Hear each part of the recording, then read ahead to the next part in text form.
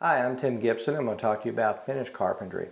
Now, finished carpentry is all those things that we do with woodworking that add the detail to our houses, such as the baseboard, casing around doors, trim around cabinetry, crown molding, those type of things.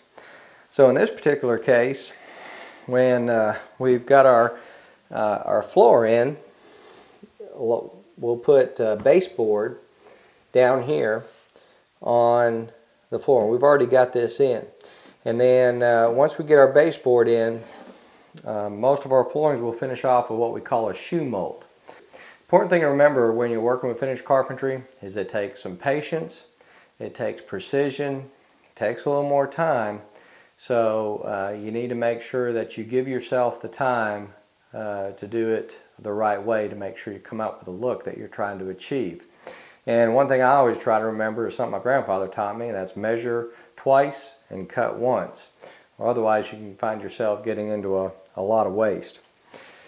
And one thing that we want to have, a good tool to have around when you're doing some finished carpentry, is to have a good miter box, small miter box like this. And if you mount it to a piece of wood like this, it makes it a little easier to use.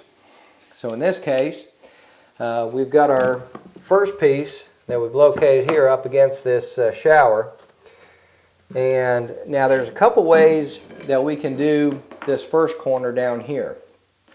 We can either do it as a 45 degree, cut to both 45 degrees, or as you can see here, we've actually cut a little curved surface out where we've taken the profile of the shoe mold and used a little coping saw to cut it out. But either way, we want to measure, and we get our dimension here to this inside. And then we can, once we get that dimension, we simply put the molding in, line it up. The miter box is set to cut on a 45 degree angle. So we cut our two pieces, we set them in,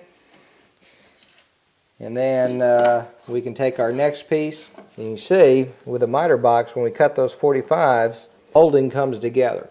Now with anything that you're working with molding, it's hard to get it exactly perfect. So we'll come back and we can finish this out with some caulking. And the caulking is a great thing to use that'll hide any little imperfections or pieces of wood that don't quite match up.